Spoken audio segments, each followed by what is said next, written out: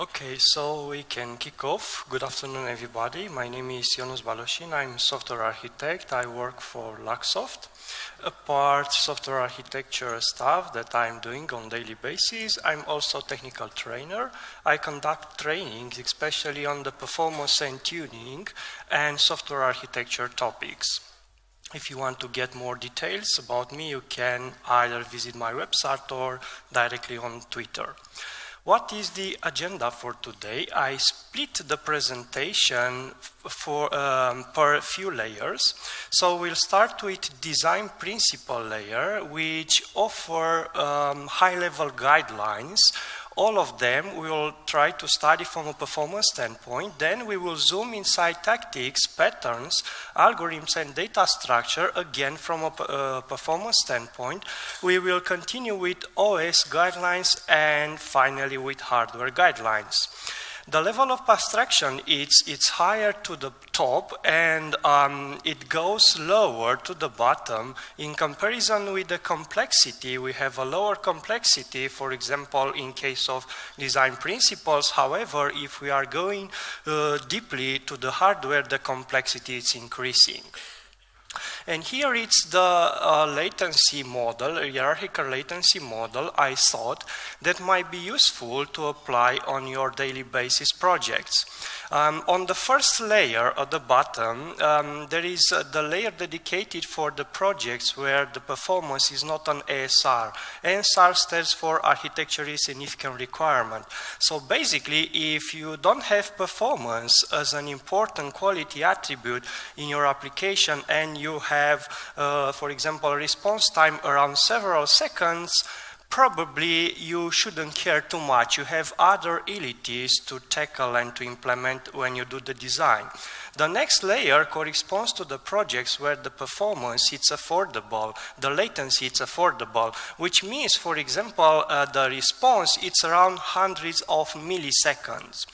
The next layer is for low latency projects where we need to deal in case of a response time around tens of milliseconds. And the last one and the most interesting one is the ultra low latency projects where we have to respond within 1 millisecond, even less. So during the entire talk, we'll go through a lot of guidelines, tactics, patterns, and at the end, before closing, we will get back to this layer, hierarchical model, and we will map all of these to its appropriate level. Just before to continue, let's define what is performance. And for this talk, I choose a very classic definition which belongs to Software Architecture in Practice, a very good book, and I encourage you to read that book. And it defines performance as being about time and the ability to meet timing requirements, so nothing else. Performance, we sometimes associate performance with something very fast, very quick. So it's only about the timings and the ability to satisfy those timings. And also there is a confusion. A lot of people, when they refer to performance, scalability, availability, they call them as non-functional requirements. I wrote an article for the InfoQ. It's called Does IT Industry Need Better Namings? And I tackled this situation. And I definitely encourage you to stop calling it non-functional requirement, because all of these utilities are quality attributes in essence. They are not non-functional requirements, and all the details you will find in that article. So all of this being about the introduction part, let's zoom and start with the first layer in charge with design principles. First design principle, it's very basic. It's in the papers from 70s, from 90s, represents cohesion. Cohesion is basically defined as the degree to which elements belongs or work together. As in that image, let's suppose we have a module, a package, whatever, and it contains different sub-modules by different colors. So if those that are working together and relate to each ones, it's better to split them and to bundle them together. Why is that? Because cohesion, when it comes about classes, it's about data locality. So the objects being more packaged, bundled together, we impact in a good way also the CPU. We minimize the number of CPU cache misses. So be careful with cohesion and keep cohesion as high as possible. However, getting back to Java, classes should be cohesive. Group of class working should be cohesive. So basically bundled together. However, which is not related should be decoupled. Abstractions, it's another one. As Dijkstra said, the purpose of abstraction is not to be vague. On the contrary, to create a semantic level in which we need to be even more precise. So abstractions in Java lead to polymorphic calls, and the polymorphic calls or the virtual calls during the runtime are costly because the compiler needs to find the target implementation and to call that. For example, if we have a base class which is shape and has few implementations, via this polymorphic call, we pay the cost, and more implementations we have, we pay more cost. So in essence, it's better to reduce the number of abstractions during the runtime. On top of that, hotspot has a limitation, and starting with a third implementation, it doesn't inline and doesn't do any other optimization. It just do a virtual call. So be careful. Also, psychometric complexity. Basically, psychometric complexity means the number of linear independent paths that our code should follow during the runtime. For example, if you have a lot of if-else branches, and on top of that, if those branches are not predictable, we mess up the hardware predictor, and we cause more CPU stalls. So the advice would be to measure the psychometric complexity and to lower that. However, also it's encourageable to help the processor to make good predictions by writing short methods with well-predictable branches. Because in this way, if you have a higher psychometric complexity, also from the clean code, it's not a good approach. On top of that, you impact performance. We learn from high school, we learn in university about complexities for the algorithms. And complexity, for example, big O complexity, higher the big O complexity is, the serviceability it's impacted. In essence, it's advisable to keep the complexity as low as possible because the service time is minimized. However, let's study the following case. Let's take this big O complexity notation and see what is the impact on modern hardware, or in other words, on modern hardware, is it only about the big O complexity? And for that, of course, let's take an example. Let's suppose we have a matrix and we traverse this matrix. First case, row traversal, meaning that we keep the same row, but we change the columns. And the second, column-wise, we keep the same column and we change the rows, actually. The code is pretty simple. The code, what it does, traverses the matrix in both ways and computes the sum and returns the sum. And in row traversal, you can say it's matrix I, J, and column traversal, it's matrix J, I. So very simple. From a complexity standpoint, both have the same. It's O and power of 2, right? So the same complexity.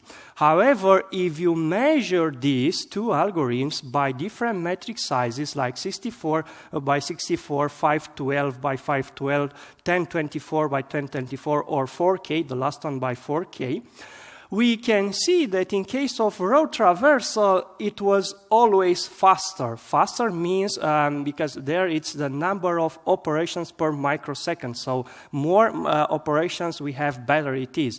So in case of row traversal, it was always faster. And the question is why? Because initially, on the previous slide, we saw both algorithms have the same big O complexity. However, in terms of throughput, there is not slightly different. It's quite a marginal, because here, if we zoom inside the last one, it's around 1 order of magnitude. And the question is why? What happens under the hood that causes this difference? And what I did, I took this matrix case example of 4K by 4K, and I continued my experiment by profiling the CPU hardware counters. And what I extracted, I got the cycles per instructions, and apart the cycles per instructions, I was interested in number of CPU data cache misses. In essence, L1, LLC stands for last level, which is L3 in my case, and the last one, it's DTLB, it's transaction leukocyte buffer. And in all cases, the column traversal performed worse in comparison with row traversal. For example, the cycles per instructions were higher, and the number of misses for L1, last level, and TLB was higher. But still, we have more figures, we have more context, but what is happening actually? Getting back to the theory, this is in regards with the basic principles of how the CPU works. We have the CPU cache, and it's an hierarchical caching system, for example, L1, L2, and 3. And L1, for example, it's split in lines, and each CPU cache line has most of the architecture 64 bytes. So this L1 data cache, it's split in lines, one line having 64 bytes. What happens, for example, when we access the matrix in a row traversal? We, for example, request the first element. Probably it is not in the cache. For sure, it's not in the cache. But we pay the cost of a miss, but then it is retrieved and it is laid out into the CPU cache line.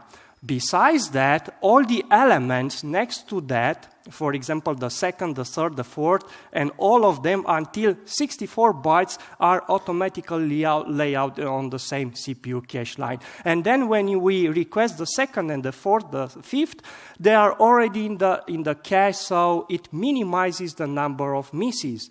In comparison with the column traversal, when we access the matrix, we lay out on the one CPU cache line a lot of elements, and we read only one of those elements because all the others are retrieved and they are evicted for nothing because we change actually the row. We keep the column. We traverse it column row. So that's why the number of misses, the CPU cache misses, it's higher in this column-wise traversal, which leads to the conclusion that on modern architecture, service time is highly impacted also the CPU caches, not only the data structures and how you traverse those data structures. So be careful because the hardware, the CPU in essence, help us a lot.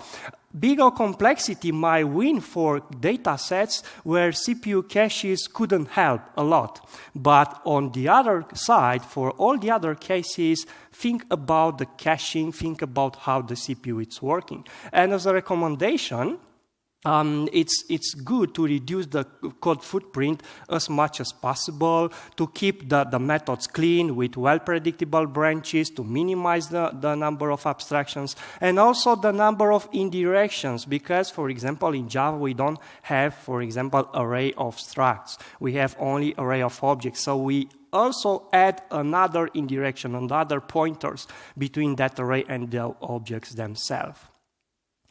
The next layer, it's about tactics, patterns, algorithms, and data structures. When we think about it, the caching is one of the easiest way to improve performance.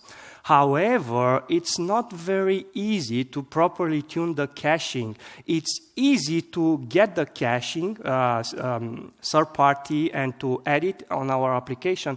However, it's not very easy to properly tune it because we need to understand the data patterns. For example, how should I configure my cache? Should it be configured based on read-write-through policy, which means basically the cache is synchronized with the persistence? Or should it be right behind read-ahead? It means asynchronous. So the cache is asynchronous with the persistence. Also, the eviction algorithm counts because the cache is limited, and we need to know when there is a situation to evict something based on what policy should I evict, based on least recently used, least frequently used, and so on. Also, the fetching strategy, depending on the type of the application. For example, prefetching, it's useful where you have to deal with more static data because you prefetch them in advance and they are already in the cache. When the data is changing and there is a lot of dynamicity, you can rely on on-demanding strategy. If it is not in the cache, it is retrieved, or if it is stale, it is refreshed. Or the predictive one, based on some patterns, you might guess what would be the next data that should be retrieved in the cache and fetch it in advance.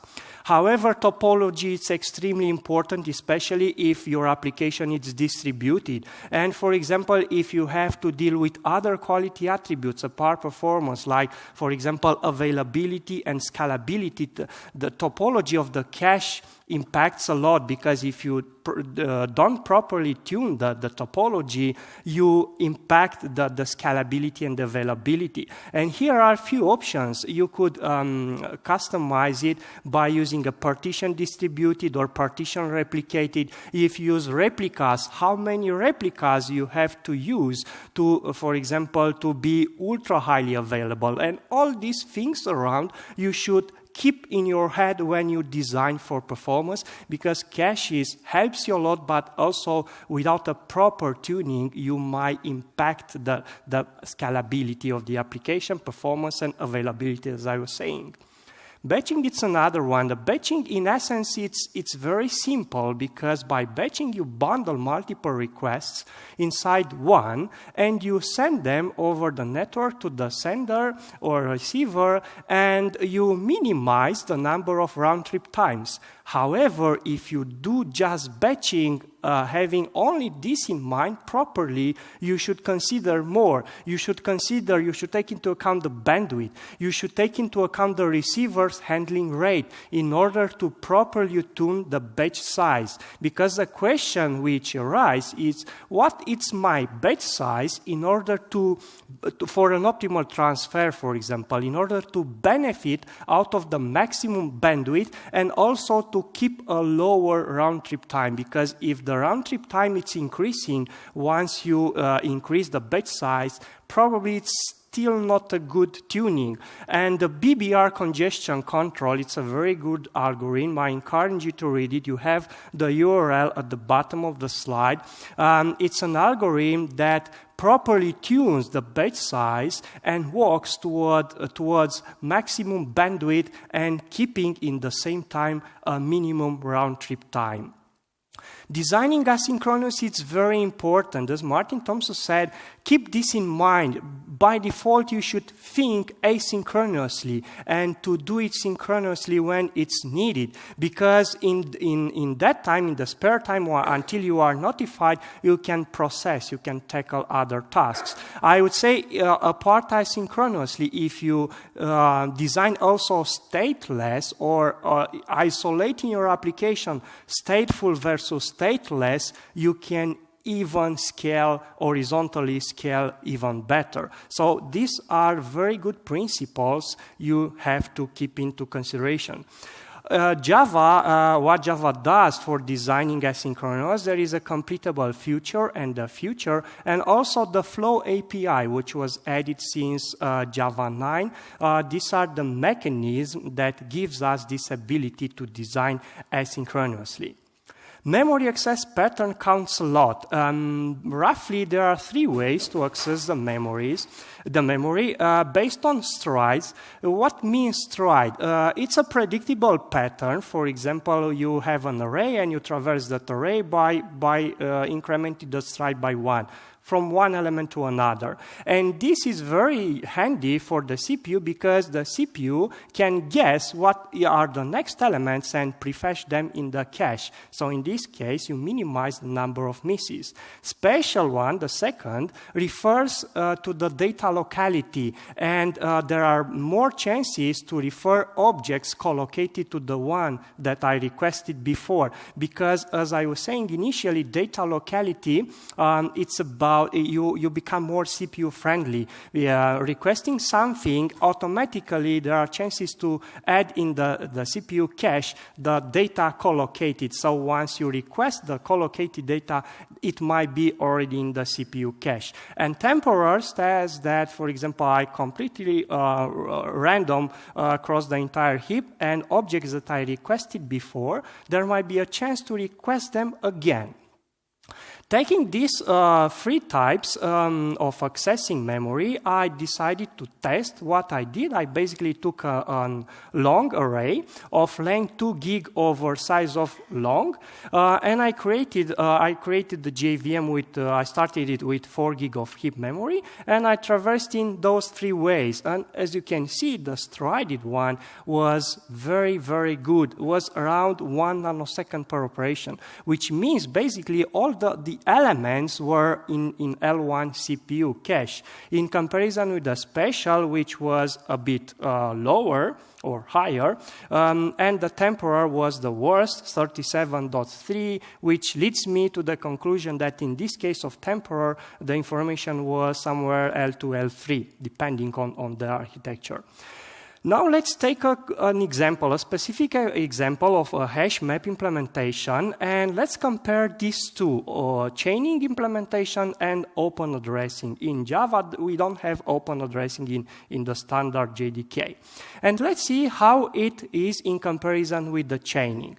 Chaining is very simple. The hash map has an internal array, and let's suppose we add an element in that array, and you can see top right the memory layout. We add the second one, there is no collision, it is linked to the array itself. However, if we add the third one and there is a collision with the first, these collisions are handled, is tackled by chaining. Basically, it creates a linked list.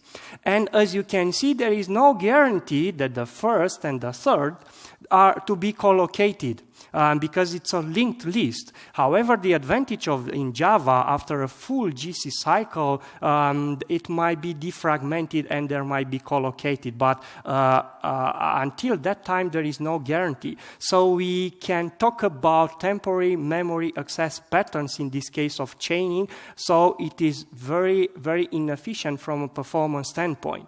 Now let's switch to the second one with open addressing. What does open addressing? Open addressing doesn't use the chaining, doesn't use the linked list. However, it adds all the elements inside the same array. For example, adding the first one, based on the hash code, it finds the slot inside that array. The second one, no collision, it finds the slot in the array. However, the third one, which has a collision with the first one, as I was saying, there is no chaining, no linked list, and everything is added within the same array. What it does, it basically tries to probe via using a function, a linear probing function, the next available slots where that element could fit. So finding the first one, it just saves the element in there. So in this case, we keep the elements more compacted because we don't add an extra layer of indirection as in the previous case. And here we can see the access could be around sequential, because sequential or probably strided, but not temporal, not as in the first case. So the conclusion is open addressing scheme might be an important one when you are squeezing the ultimate performance out of these hash maps. So you probably have to try it on your own and see if it fits or not. Lock-free algorithms, basically lock-free algorithms guarantee there is a system-wide progress and there is no case one thread to indefinitely block another thread. Lock-free algorithms have two properties. First, it guarantees things happen in a correct order and certain things happen atomically. These are the properties that comes with lock-free algorithms. However, it's not very easy to code with based on lock-free algorithms. Also, on top of that, we need hardware support. We need the state machine because otherwise, depending on the hardware, if it is a stronger or a weaker model, there might be some difficulties. However, you can keep this in mind. One of the simplest paradigms or tactics to do lock-free algorithms is via compare and swap operations. What it basically means, I can atomically update the value from the main memory if I have the latest value, if I have the latest local value. For example, the latest from the main memory is 99 and there are two threads, one having 99 and the second thread having 98. Both threads try to atomically update the value to 100, and of course the second one fails because it doesn't have the last value. First one succeeds, and the second thread, what it should do, it should reread it again from the main memory. It reads 99, updates the local, and then it's able to update it to 100. And this happens atomically. For example, in case of x86, the compare exchange, there is that instruction which it's provided by the CPU.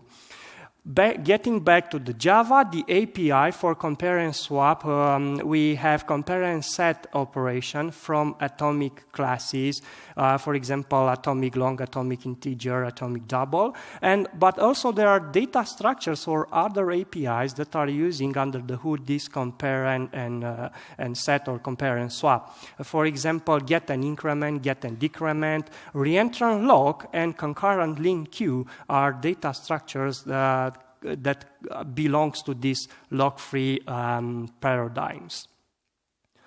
Cache-oblivious algorithms. What's the idea with cache-oblivious algorithms? Basically, you take the advantage of the data structure, how it is laid out in the main memory, and the way you traverse it to minimize the number of CPU misses. Because what happens when there is a miss? When you request something from the memory and it is not in the cache. From the CPU perspective, the CPU sees the memory in terms of CPU cache line. So basically, the entire cache line is evicted and the new one it's added, the new one containing the object that we requested. And these cache-oblivious algorithms try to minimize this kind of situations. Few examples are, for example, matrix multiplication, matrix transposition, funnel sorting. These algorithms fits very well, and in case of cache-oblivious algorithms, they are agnostic on the for example, CPU cache line and fits very well. We learned when we start programming, when we start to code, we learned that OOP is a very good paradigm, and I won't say that because OOP helps us to properly package the data. But let's take this example. Let's suppose we have an account which have few fields like is active, the amount, and username, and all other fields, and we create a list of those accounts. We instantiate each account, and the last four basically iterates through all of these accounts instances, and for each account instance checks if it is active or not. If it is not active, suppose we are triggering an event.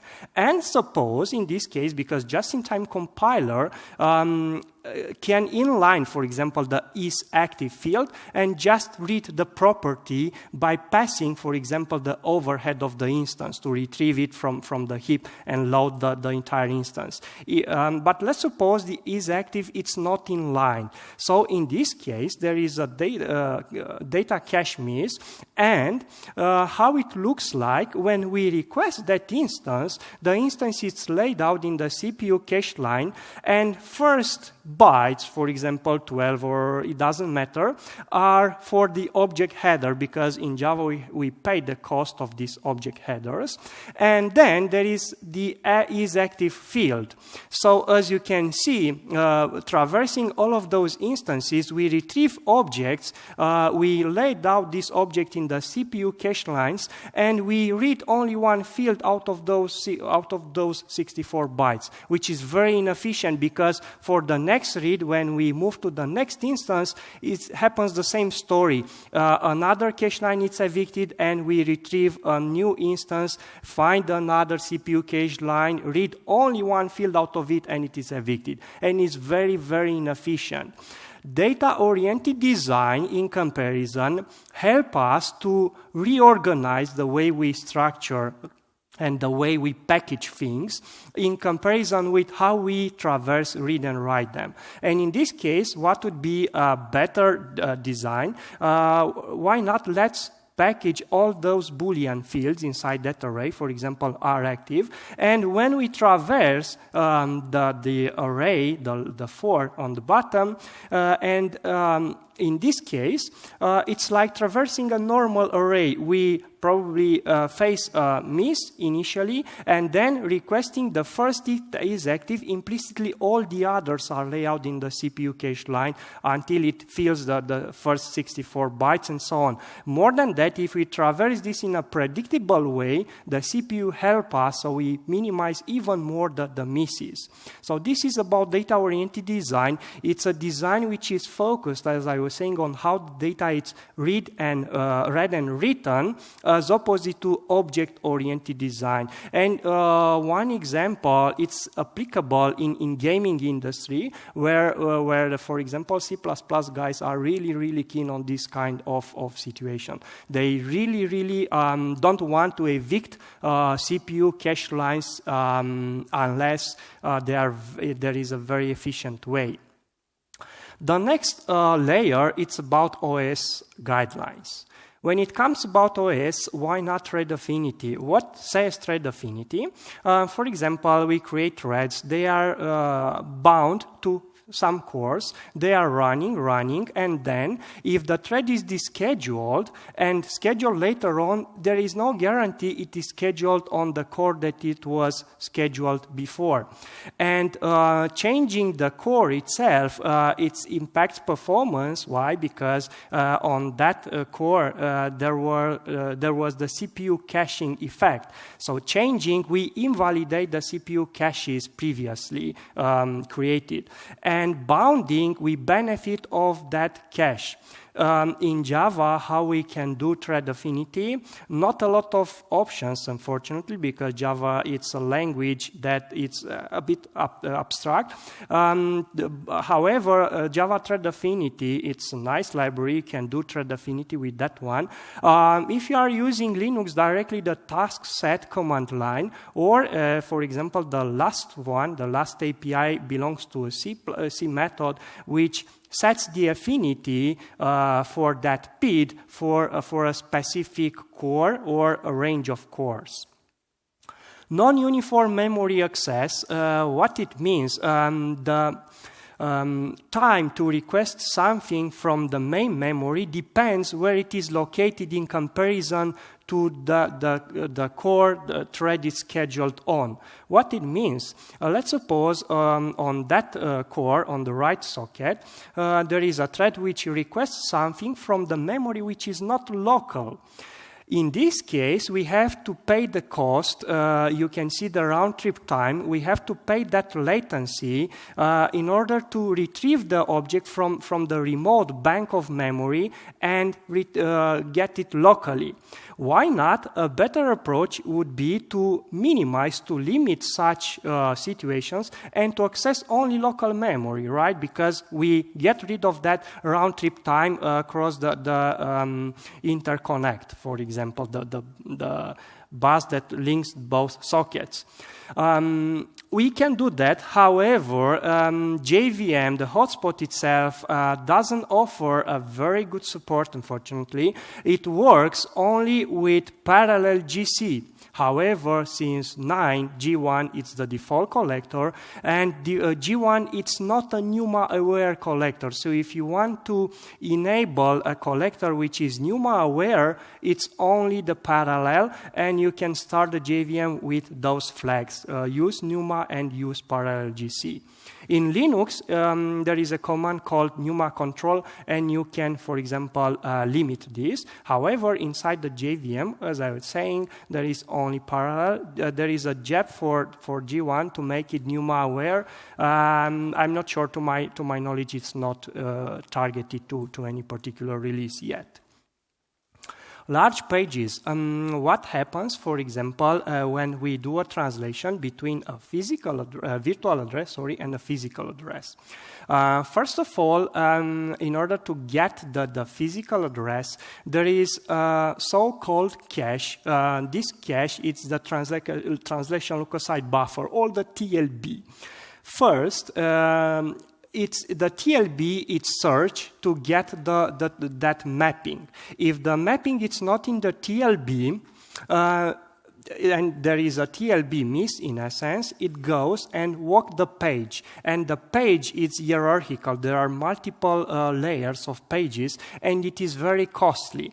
And in terms of cycles, there could be around 100 cycles just to compute the physical memory address. And after it is computed, it is stored in the TLB. So the conclusion is it's better to reduce the number of TLB misses and to retrieve more translations out of the TLB, right?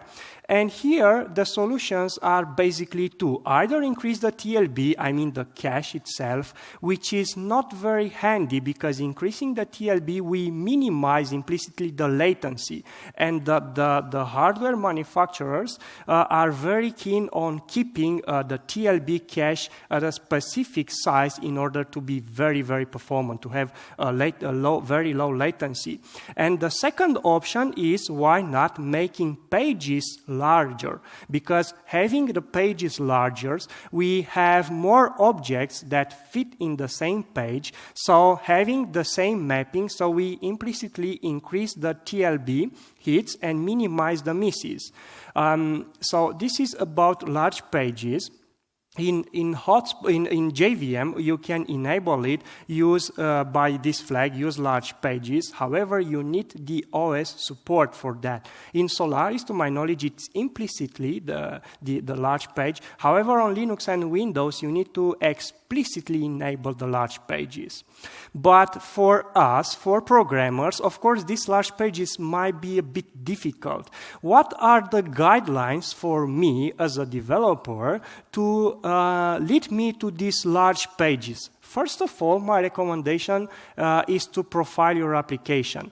And based on profiling, based on these hardware counters, if you spend a lot of time in TLB page walks and there are a lot of TLB misses, you think about increasing large pages. So these are counters that leads you with a thought to the large pages. However, in terms of applications, large pages, it's suitable for intensive memory applications with large but contiguous memory accesses. Because if you don't have that, and if you have applications with relatively small working set, and also large but very sparse, still large pages doesn't help a lot. So you enable large pages, but you don't gain too much. That's why my first recommendation is to keep an eye on the TLB misses and page walks first. If you have a lot of intensive I/O operations in your application, why not rely on RAMFS and TempFS? Because you basically read and write directly from the main memory, from RAM itself. And here, what I did on the laptop, on my box, I actually did a test. I sequentially tried to read and write 8 gig in chunks of 4K and 512K. And because on on this box I have also HDD and SSD. I also enabled the RAMFS, and as you can see, for the same test, the RAMFS was incredibly better. I mean, around 10 times versus SSD. And also SSD, it's even better than HDD. So if your context allows, think about RAMFS and TempFS. You can improve a lot the I/O in your application. And the last one, it's about hardware guidelines. First one, it's fault sharing. It's probably the most well-known one.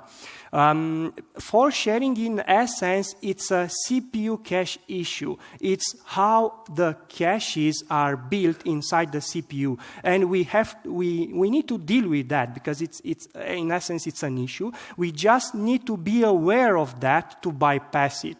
What it means, let's suppose we have an object like fault sharing object. We create an instance. That instance stores two fields, X and Y, and we have two threads, first and second, which have access to the same instance, and each thread increments Y, one thread increments Y, and the second thread increments X. If I have to ask you, is there any contention between those two threads? The obvious answer at the first glance would be no, because every thread has its own field to increase. However, the way that field is laid out on the CPU, yes, there is a problem, there is an issue. And this issue comes when both X and Y fits on the same cache line. Because what happens? When the first thread, for example, thread 1, needs to update X, it needs to get the ownership for the entire cache line, and getting the ownership updates the X and invalidates all the other copies for all the other threads. When the second thread needs to update X, it realizes the line is outdated, it gets ownership, it gets the latest value from the first one, updates it, and invalidates this one. So there is a lot of messages, back and forth messages, in order to get ownership for that cache line, invalidate the others, and so on. And this is what really happens under the hood without us really noticing.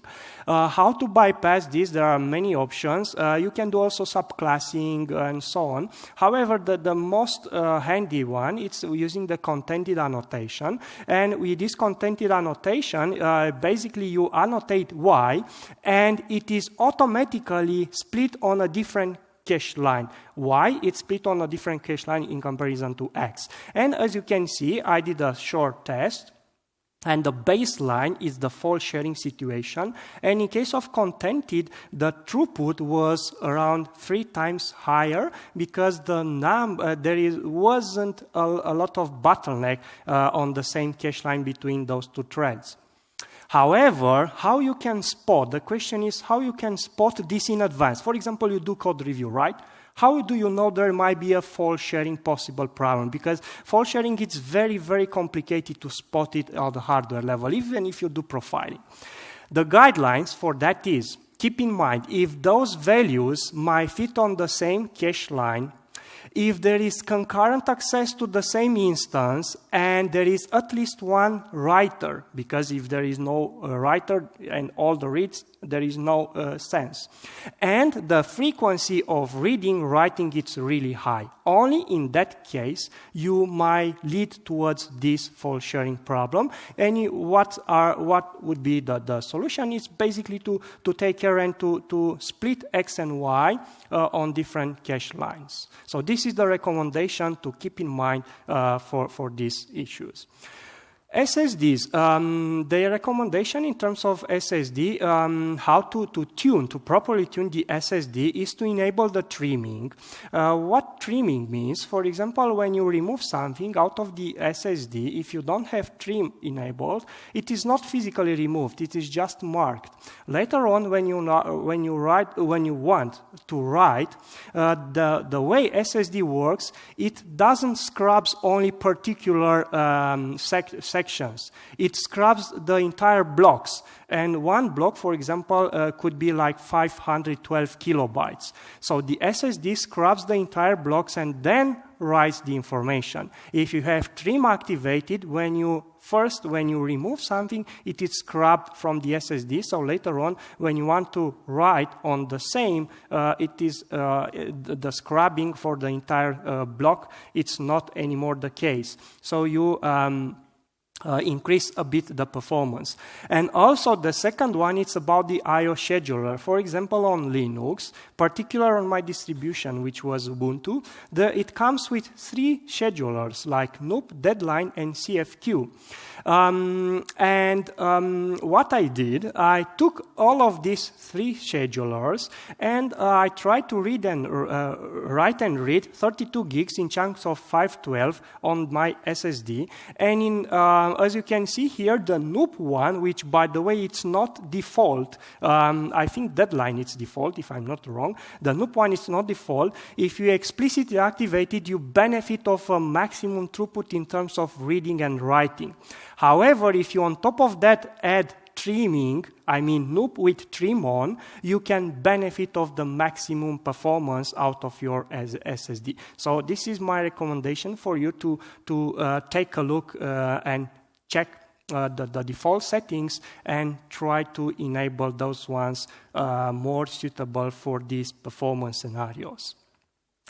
One of the latest ones, it's about C-states. What happens? C-states are so-called idle power-saving states. When there is no activity on a few cores, the CPU cuts down the clock signal. Why? Because when we buy laptops, when we buy hardware, more or at least all of them, comes with power savings by default settings. And this is a power saving setting.